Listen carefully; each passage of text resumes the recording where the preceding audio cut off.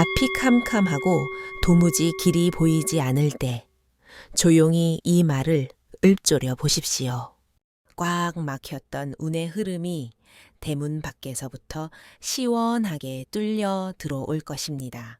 살다 보면 내가 계획한 대로 술술 풀리는 날보다 예상치 못한 암초에 부딪히는 날이 훨씬 많습니다.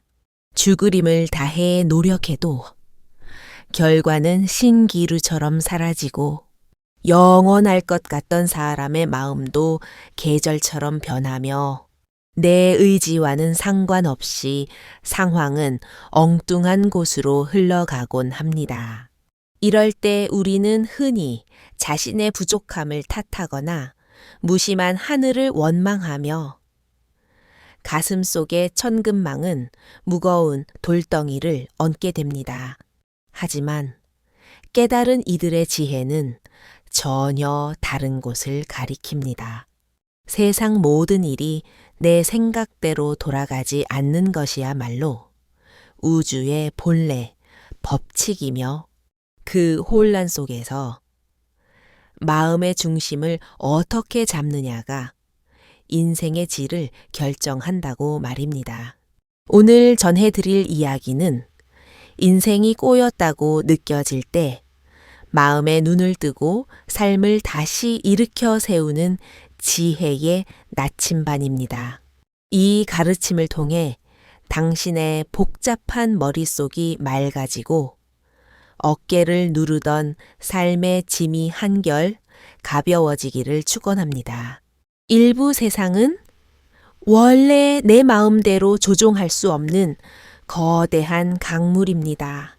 사람은 누구나 가슴 속에 자신만의 완벽한 지도를 그립니다. 내가 걷는 이 길이 평탄하기를, 사랑하는 사람과 다툼이 없기를, 흘린 땀방울만큼 반드시 열매가 맺히기를 간절히 소망합니다. 허나 현실은 늘 우리의 기대와 어긋난 박자로 춤을 춥니다. 철저히 준비한 사업도 뜻밖의 변수에 무너지고 믿었던 친구가 비수를 꽂으며 꿈꾸던 목표는 안개 속으로 사라집니다. 이때 인간은 깊은 절망에 빠집니다. 도대체 나는 왜 이리 운이 없는가? 왜 나에게만 이런 시련이 닥치는가? 하며 자책의 감옥에 스스로를 가둡니다. 마음은 늪처럼 깊어지고 사는 게 형벌처럼 느껴집니다. 그러나 옛 성현들은 말씀하셨습니다. 이 세상은 본래 나 혼자만의 무대가 아니라고. 우주 만물은 수만 가지 인연의 실타래가 얽히고 설켜 돌아가는 것이라고 말입니다. 내가 아무리 발버둥 쳐도 그 거대한 인연의 파도를 모두 통제할 수는 없으며 세상 모든 것을 내 입맛대로 바꿀 수도 없습니다. 꽃은 피면 반드시 지고 달은 차면 기울며 구름은 모였다가 흩어집니다. 이 자연스러운 변화가 내 허락을 받지 않듯 우리 인생사 또한 예측 불가능하게 변하고 흘러갑니다. 만약 우리가 거대한 강물의 흐름을 거스르며 억지로 멈춰 세우려 한다면 고통만 가중될 뿐입니다.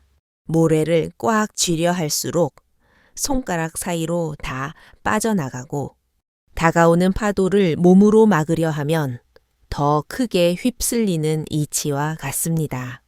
내 뜻대로 되지 않는다는 사실을 겸허히 받아들일 때 역설적으로 마음엔 평화가 찾아옵니다. 억지로 조작하려 하지 않고 상황을 있는 그대로 인정하면 삶은 제 스스로 길을 내고 나는 그 풍경을 여유롭게 바라볼 수 있게 됩니다. 불교에서는 이를 재행무상이라 부릅니다. 모든 현상은 잠시도 머물지 않고 변하며 내 고집대로 고정되어 있지 않습니다.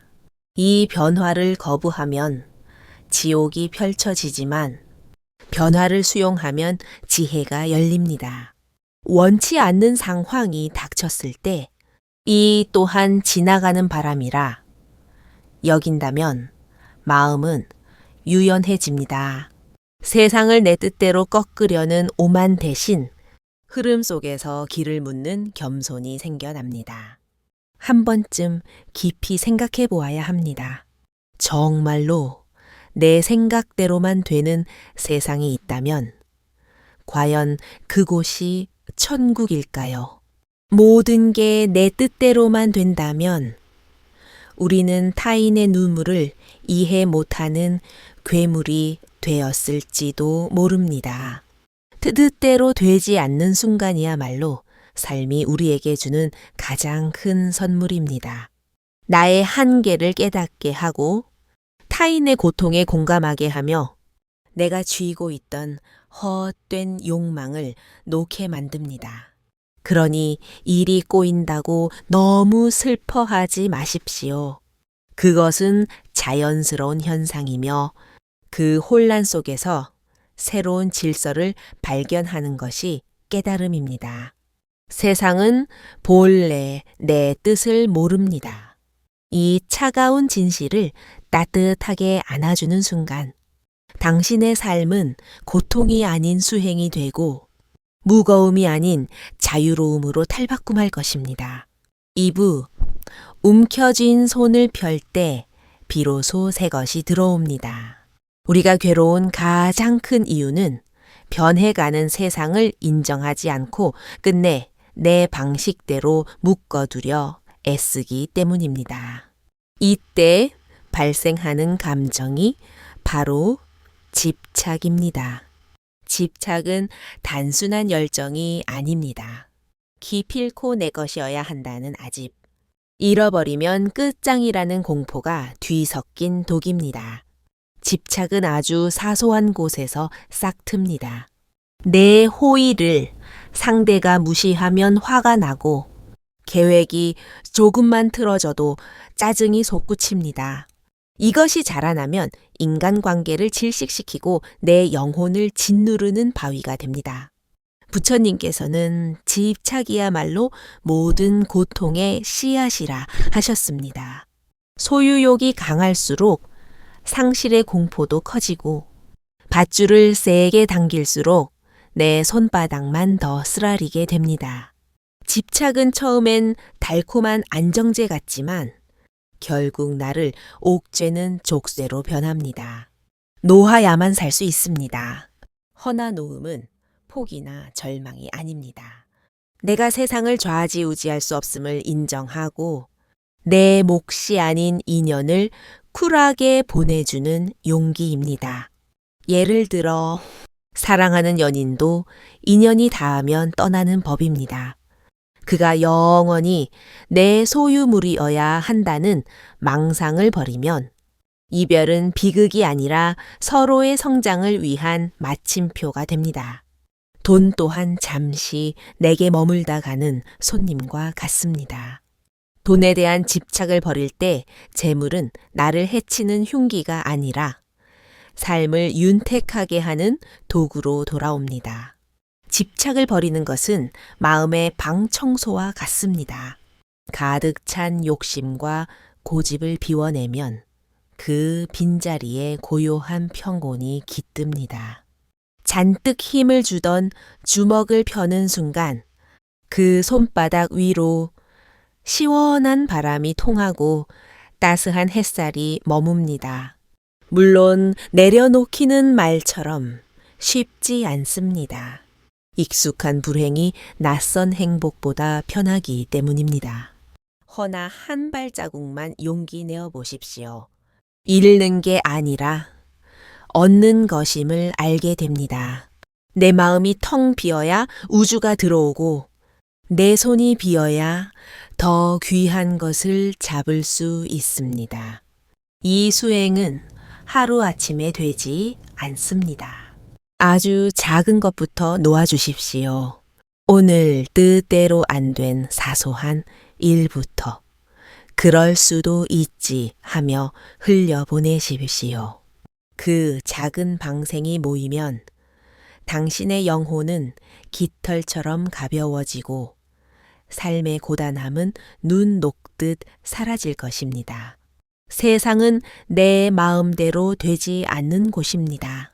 그러나 집착을 놓는 순간 그곳은 무한한 자유의 놀이터가 됩니다. 그 해방감이 바로 가벼운 인생, 행복한 마음의 시작입니다. 삼부남을 곁눈질하지 않을 때 진정한 자유가 옵니다. 우리 영혼을 갉아먹는 또 다른 독버섯은 끊임없는 비교입니다. 타인의 화려함을 훔쳐보며 나를 초라하게 만들고 남의 성공을 보며 내 인생을 실패작이라 단정 짓습니다. 남의 속도에 내 다리를 맞추려다 보니 늘 숨이 차고 불안합니다. 비교는 아주 잠깐의 채찍질은 될 수 있습니다. 더 높이 올라가려는 연료가 되기도 합니다. 허나 이것이 습관이 되면 영혼은 만성적인 갈증에 시달립니다. 내가 아무리 높이 올라가도 나보다 위에 있는 사람은 반드시 존재하기에 그들을 보며 스스로를 괴롭히게 됩니다. 세상엔 나보다 잘난 이도 못난 이도 무수히 많습니다. 끝없는 비교에 굴레 발을 들이면 결승선 없는 마라톤을 뛰는 꼴입니다. 오늘은 이겼다고 우쭐 테지만 내일은 졌다고 비관합니다. 이것이 비교 지옥의 실체입니다. 옛 가르침은 명쾌합니다. 남과 나를 재지 말고 어제의 나와 오늘의 나를 견주라는 것입니다.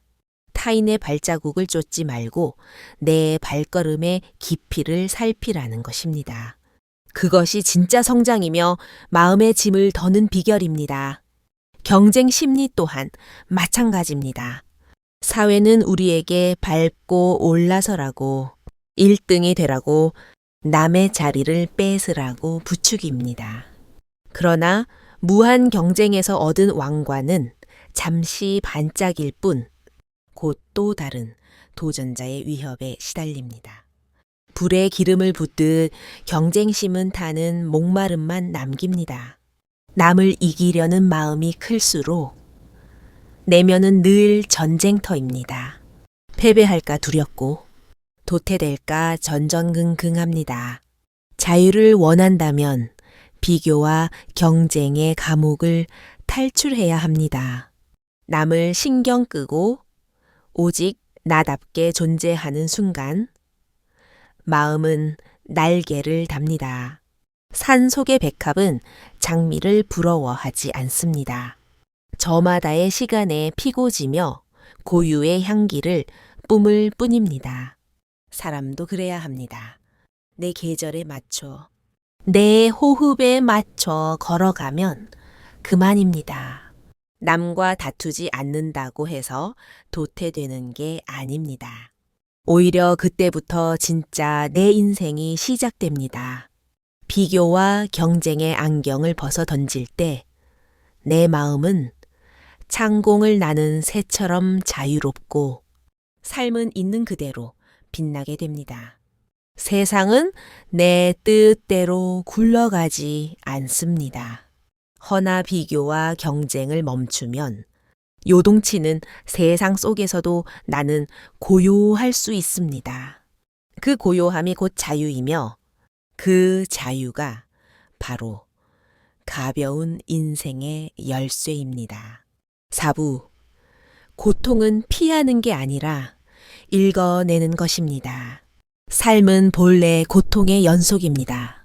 갖고 싶은 걸 못 가져서 괴롭고 싫어하는 걸 만나서 괴롭습니다. 사랑하는 이와 헤어져 아프고 육신이 늙고 병들어 서럽습니다. 이것이 붓다가 설파한 인생은 고쿠라는 진리입니다.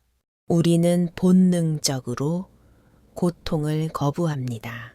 아픔을 없애려 발버둥치고 고난 없는 유토피아를 꿈꿉니다. 하지만 고통은 그림자처럼 우리 생명이 다하는 날까지 따라다닙니다. 중요한 건 고통을 없애는 게 아니라 그 속에서 어떤 의미를 캐내느냐입니다. 고통은 삶을 파괴하는 망치가 아니라 지혜를 깨우는 죽비가 될 수 있습니다. 큰 병을 알아봐야 건강의 축복을 알고 뼈 아픈 이별을 겪어야 사람의 소중함을 깨닫며 처절한 실패를 맛봐야 겸손을 배웁니다. 고통은 우리를 아프게 찌르지만 동시에 영혼을 성숙시키는 가장 훌륭한 스승입니다. 지혜로운 이는 고통을 현미경처럼 관찰합니다. 아픔을 밀쳐내거나 술로 잊으려 하지 않고 이 괴로움의 뿌리가 어디인지, 내 어떤 욕심 때문에 생겨났는지 차분히 응시합니다. 대부분은 과한 욕심과 어리석음에서 기인합니다. 내 멋대로 하고픈 마음, 영원하길 바라는 착각, 이 모든 집착이 꺼지지 않는 불길처럼 고통을 만들어냅니다. 고통의 원인을 직시할 때 비로소 그 불길을 잡을 수 있습니다. 또한 고통은 자비심이 원천입니다. 내가 비를 맞아본 사람만이 우산 없는 이의 추위를 압니다. 내가 울어본 사람만이 타인의 눈물을 닦아줄 수 있습니다. 고통은 우리를 단단하게 만들고 동시에 가슴 따뜻한 치유자로 만듭니다. 그러니 시련이 닥칠 때 나를 죽이러 온 자객이라 여기지 말고 나에게 지혜를 주러 온 손님이라 생각하십시오. 관점을 바꾸면 고통은 더 이상 공포가 아니라 내 앞길을 밝히는 등불이 됩니다.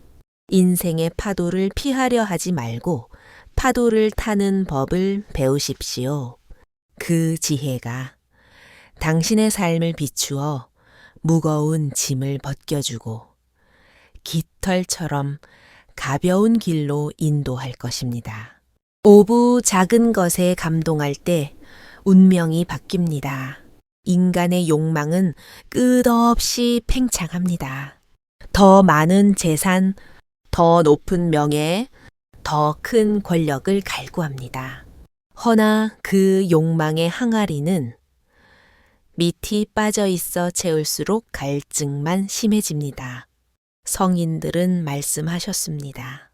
족함을 아는 것이 최고의 부자라고, 이는 야망을 버리라는 패배주의가 아닙니다.